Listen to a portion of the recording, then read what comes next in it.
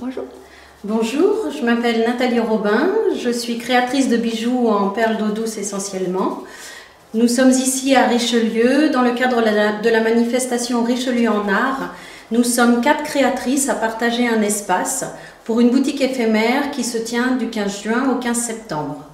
Donc moi, mon travail consiste essentiellement à travailler les perles d'eau douce, qui sont des perles de culture cultivées dans un coquillage qui est une moule, qui vit dans l'eau douce, à contrario de l'huître qui vit dans l'eau de mer. Tous mes bijoux sont montés sur argent, donc tout le métal que vous voyez, c'est de l'argent.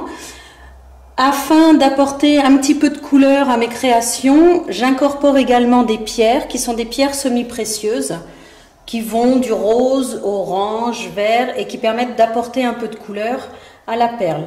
La particularité des perles d'eau douce, c'est qu'on n'attend pas à ce qu'elles soient obligatoirement rondes et régulières.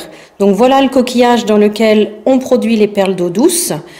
Ces perles sont produites essentiellement à partir d'un tout petit carré de 2 mm sur 2 mm et on les laisse se développer un peu comme la nature le veut.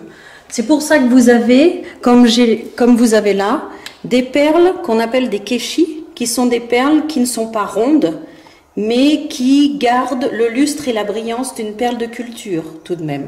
Ça donne un petit côté moderne à la perle.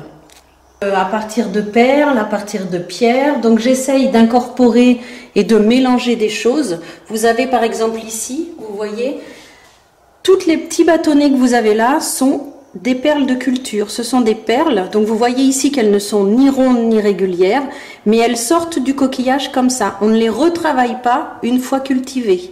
On peut juste les percer. Donc vous avez là un mélange de perles d'eau douce, de l'argent, et vous avez des pierres bleues qui sont ici un quartz éponge. Je travaille de différentes façons, j'essaye d'assembler différents éléments et pour les assembler, il m'arrive parfois d'avoir besoin de souder les éléments en argent, de relier les choses entre elles. Mais la base de mon travail, c'est perles d'eau douce, pierres semi-précieuses et argent. Alors en fait, j'ai eu la chance de vivre 11 ans en Asie. Et les perles d'eau douce sont des perles qui, originellement, sont cultivées depuis très longtemps en Asie, depuis plusieurs centaines d'années.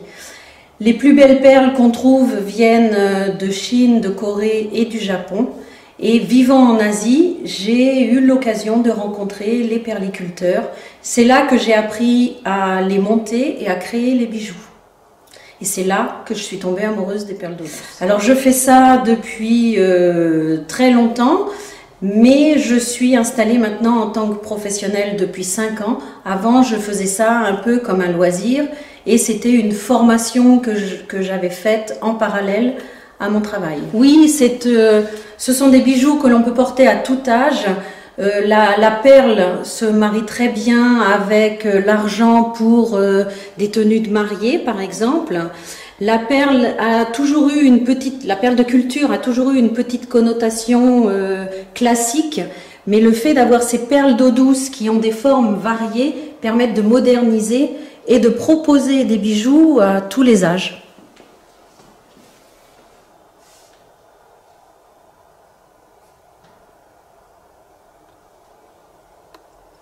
Eh bien, en fait, c'est une manifestation ici qui est organisée par la mairie et qui propose à différents artistes et artisans de s'installer dans le cadre de boutiques éphémères afin de faire connaître notre artisanat aux touristes, mais aussi aux gens de la région qui viennent nous rencontrer pendant l'été.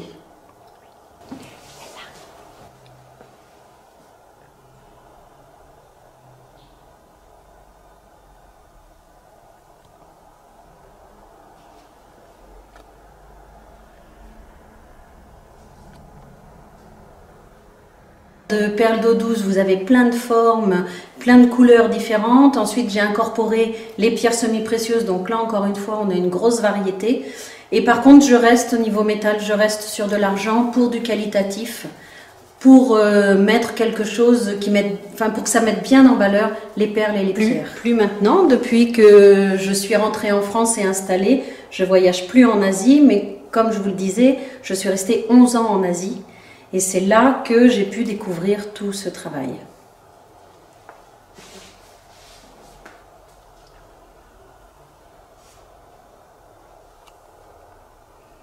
Est-ce que vous donnez des cours?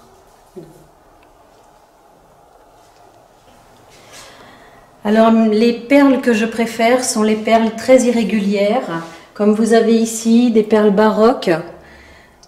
Donc, ce sont des perles qui ont une forme qui leur est propre, il n'y en a pas deux identiques, et j'adore les choisir et les monter les unes avec les autres. J'aime beaucoup les perles que vous avez ici. Donc ça, même si on a l'impression que ce n'en est pas une, c'est effectivement une perle de culture.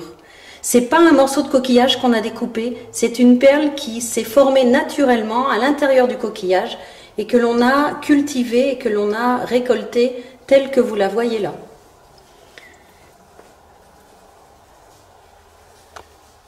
Là, vous avez des perles qui sont un peu plus façonnées, puisque pour fabriquer ces perles, les perliculteurs introduisent ce qu'on appelle un nucléus pour donner la forme de base un petit peu arrondie.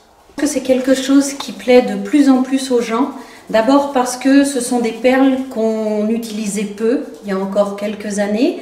On utilisait essentiellement des perles rondes et régulières. Ça permet d'introduire de la nouveauté, ça permet d'introduire quelque chose qui donne un petit aspect moderne et ça permet de changer. Donc je m'aperçois que les clientes apprécient.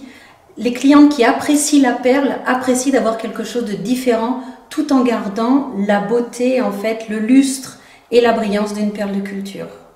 Madame Nathalie, merci. C'est moi qui vous remercie. Au revoir.